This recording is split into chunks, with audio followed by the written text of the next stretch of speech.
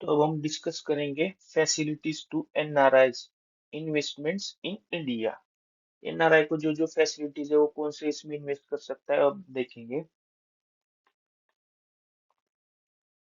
NRIs and PIOs can invest in India either on repatriation or non-repatriation basis. These are regulated under Foreign Exchange Management Act 2000. Foreign exchange management, transfer or issue of security by a person resident outside India regulations. ये इस act के तहत regulate होता है investment in India. तो इसमें first category देखेंगे, NRI and pi वो कहाँ पे इन्वेस्ट कर सकते हैं। Investment in shares and securities, ठीक है, शेयर्स एंड सिक्योरिटीज में भी इन्वेस्ट कर सकते हैं, बट इसमें कंडीशन क्या है।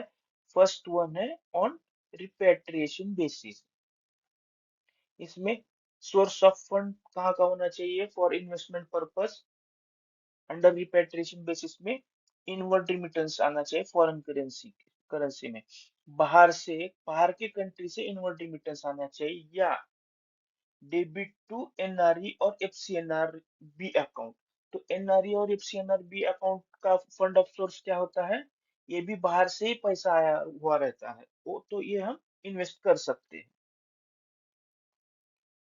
कैन इन्वेस्ट इन कहाँ का इन्वेस्ट करता है, equity shares, preference shares, convertible debentures of Indian companies.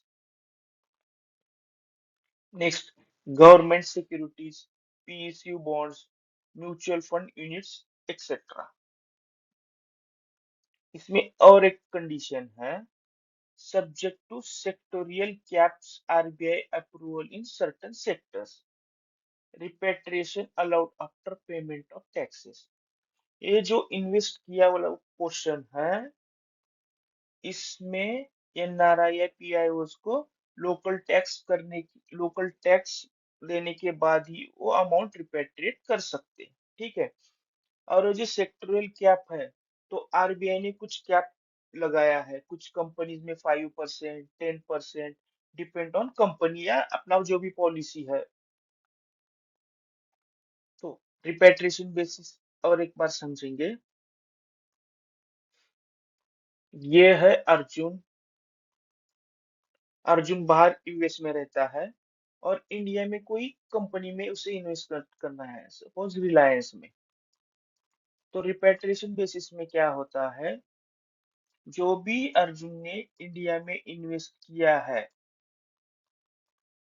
Reliance में, ठीक है, और वो शेयर सेल करने का बाद जो भी उसका प्रोसीड्स आएगा सेल करने के बाद, लोकल टैक्स पे करने के बाद वो सभी अमाउंट यूएस या बाहर कंट्री को बेच सकता है। इसी को हम रिपेट्रिएशन कहते हैं। B, non repatriation basis.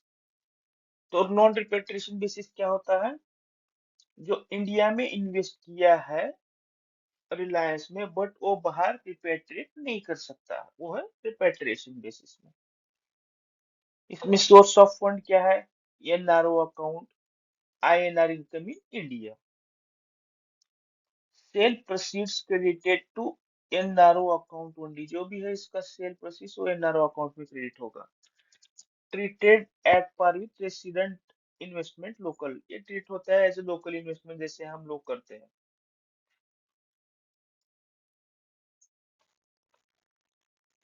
Modes of investment, कौन से मोड में वो इन्वेस्ट कर सकते हैं।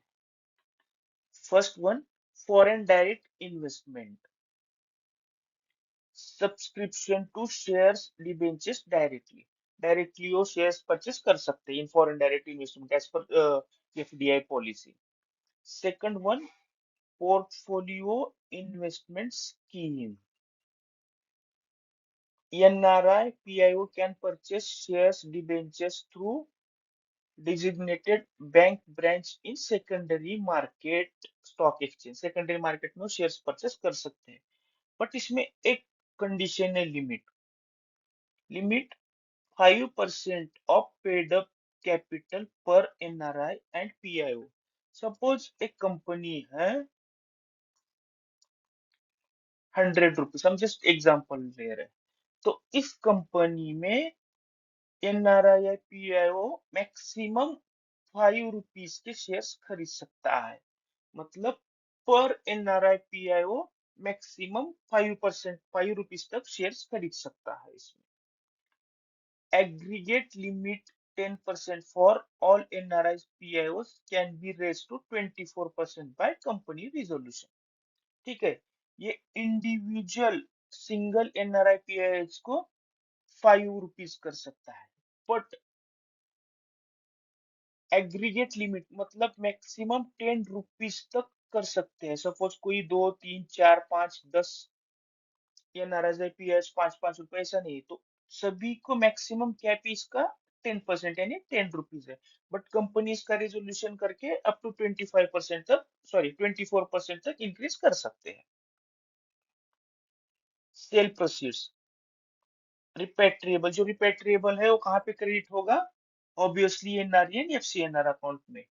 Non repatriable credit only to NRO account. ठीक है,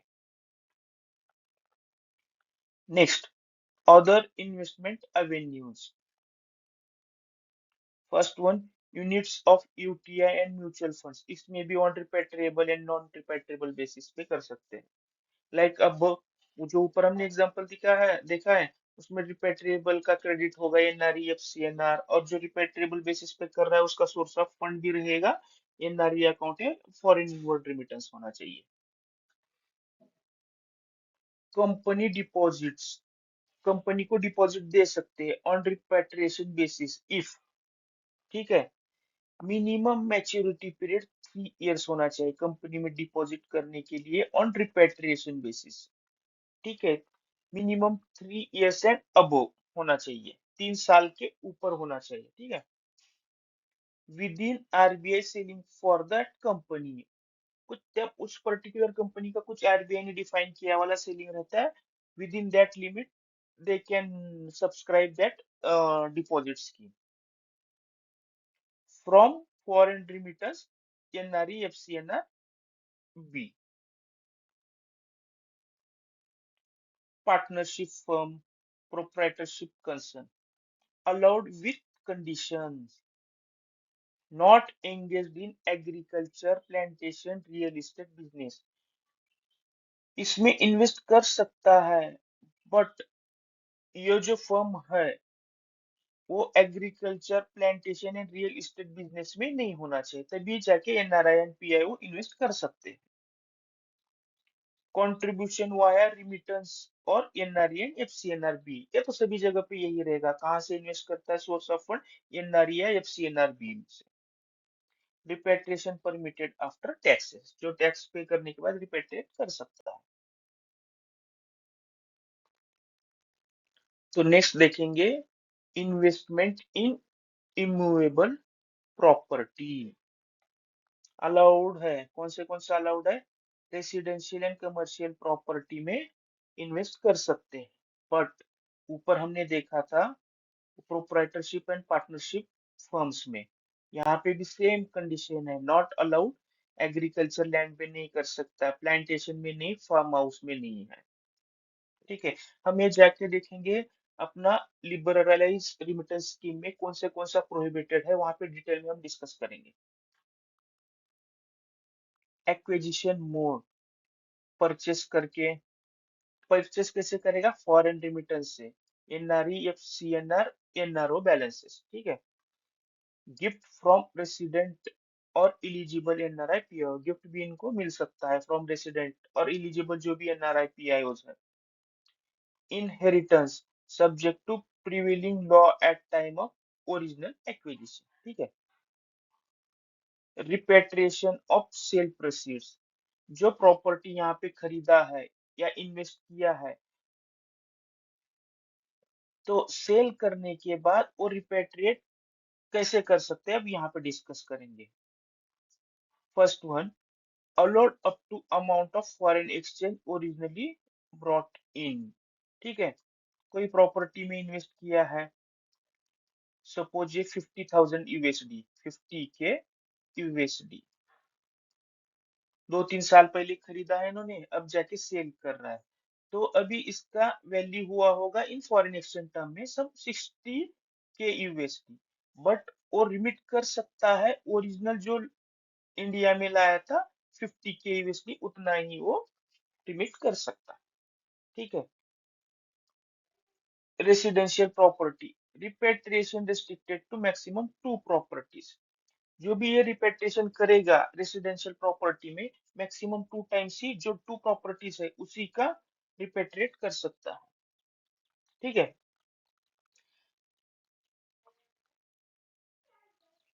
2 प्रॉपर्टी का ही ये मैक्सिमम रिपेट्रिएट कर सकता है, वरना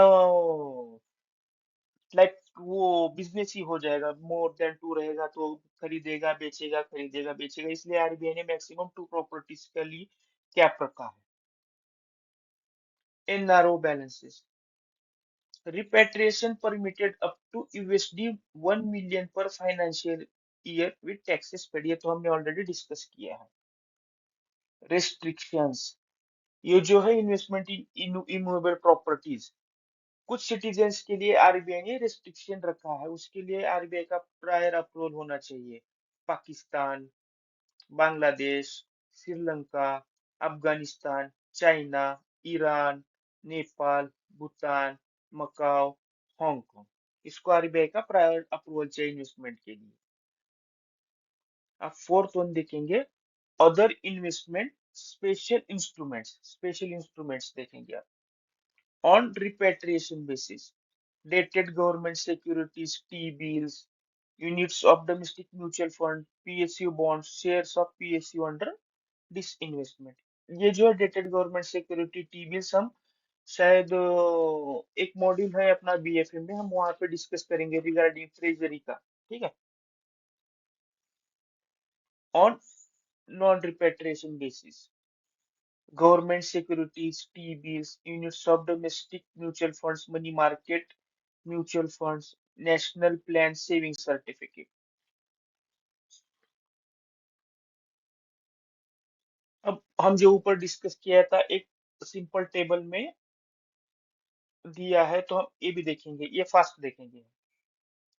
NRI investment repatriable versus non repatriable basis. ठीक है। Repatriable investment, non repatriable. First है सोर्स ऑफ फंड्स। रिपेट्रिएबल में inward remittance foreign currency, debit to NRO and FCNR account. Repatriable में सोर्स ऑफ फंड क्या होना चाहिए, इनवर्ड रिमिटेंस से आना चाहिए, debit to NRE and FCNR B. Non repatriable में local income, debit to NRO account. Shares and debentures, repatriable में allowed है equity, preference shares, convertible debentures under FDI and portfolio investment scheme. यहाँ पे भी non repatriable में भी allow है same instrument but treated as domestic investment, sale proceed to NRO only. इसका जो भी प्रोसीड होगा एनआरओ में होगा। पोर्टफोलियो इन्वेस्टमेंट स्कीम, हमने देखा था अभी पीआईओ एंड एनआरआई का, एक कंपनी में maximum 5% of paid up capital of that company, one NRI, and aggregate limit to all NRIs and PIOs is 10% and can be raised by 24% by resolution। ठीक है। Non repatriable basis में same limits, but on repat non repatriable basis proceed go to NRO. ठीक है। Same ही limit है but non repatriable basis है और ये एनआरओ अकाउंट में चला जाएगा। Mutual funds UTI permitted company deposits allowed if minimum 3 years maturity within RBI selling funded from remittance। Non-repatriable basis में permitted from NRO funds, non-repatriable basis। Government securities PSU bonds में कर सकते हैं, permitted permitted दोनों में भी। Partnership firm, proprietorship firm allow है, but agriculture, plantation and real estate में नहीं होना चाहिए, ट्रेडिंग एंड इमूवेबल प्रॉपर्टीज में। नॉन रिपेट्रेबल बेसिस भी same restriction. Immovable property, NRI-PIO can buy residential commercial property, not agriculture, plantation and farmhouse। Repatriation sale proceeds up to original forex brought maximum to residential property. Maximum दो residential properties का वो original जो currency लाया था उतना ही वो repatriate कर सकता है। एनआरओ में भी सेम है, नॉन रिपेट्रेबल बेसिस में सेम है। Sale proceed credited to NRO and maximum 1 million USD per financial year after tax. Taxation repatriation allowed after payment of applicable taxes. यहाँ पे भी सेम है, बट जो प्रोसीड फर्स्ट जाएगा तो एनआरओ को। Example, purchase of shares via NRE account FD in company for 3 years from FCNR funds flat in India using NRE remittances. Investment in shares using rental income from India NRO, purchase of mutual fund with NRO balances। ठीक है। अब इस unit का last point discuss करेंगे, advances to non residents and third party advances against NRI deposit guarantees other loans. ठीक है। First, loans against NRI deposits in India. तो हम एनआरआई को लोन दे सकते हैं क्या? नहीं। ठीक है। Can be granted to account holder और थर्ड पार्टी। ये थर्ड पार्टी मतलब थर्ड पार्टी को भी लोन दे सकते हैं अगेंस्ट डिपॉजिट ऑफ एनआरआई का। ठीक है। इसके लिए कंडीशंस क्या है? अपना लोकल जैसे नॉर्म्स रहता है, usual margin and norms apply. Not for relending, agriculture, plantation और रियल एस्टेट। ये हर जगह पे कॉमन ही रहेगा। Loan proceeds can not be repatriated outside India. जो भी लोन दिया है वो हम बाहर भेज नहीं सकते। Third party loan, depositor pledges NRI deposits, no foreign exchange consideration inward. Repayment, repayment कहाँ से आना चाहिए? From deposit balance, inward remittance और एनआरओ अकाउंट। ओवरसीज लोन्स दे सकते हैं क्या? AD banks can permit their overseas branches correspondent to grant loans against FCNR and FCNRB deposits. ठीक है। इस पे क्या रिस्ट्रिक्शन है? Premature withdrawal deposits not allowed if loan are taken against them। Sir loan outstanding रहेगा तो premature withdrawal allow नहीं है। Loan includes fund based and non fund based facilities. Housing loan in India for NRI permitted in INR, same condition as resident Indians. जो भी conditions है हम जो resident Indians का सेम वैसे उसे हाउसिंग लोन दे सकते हैं। Secured by mortgage of property. Repayment कैसे आना चाहिए? Inward remittance, debit to NRE, FCNR और एनआरओ अकाउंट और rental income from the property. तो अभी सेम जो हमने ऊपर डिस्कस किया टेबल फॉर्म में इजी वे में बताया गया है। Type of loan, eligible borrower, source of security, repayment mode and restriction. Loan in India against NRI deposits, NRI account holder and third party eligible borrower.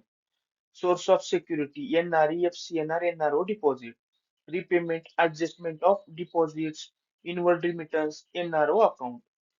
Restriction क्या है इसमें?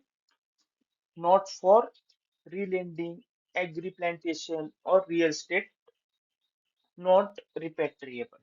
ठीक है। Loan to third party in India, resident, individual, firm, company ये eligible है। NRI pledges deposits, repayment by borrower in INR. Deposit NRI का है but हमने थर्ड पार्टी को दिया है, बट रिपेमेंट बोरोवर जो है वो आईएनआर में कर सकता है, तो जिसको हमने लोन दिया है। No foreign exchange consideration. Loan outside India, NRI depositor, third party abroad. ठीक है। NRE, FCNRB deposits, liquidation via inward remittance. ठीक है। Subject to margin norms. Housing loan in India, ये तो दे सकते हैं एनआरआई को। उसके लिए प्रॉपर्टी मॉर्गेज होना चाहिए, रीपेमेंट आना चाहिए, NRE, FCNRB, NRO, remittance and rental income. Loan not credited to NRE FC NRB account. ठीक है।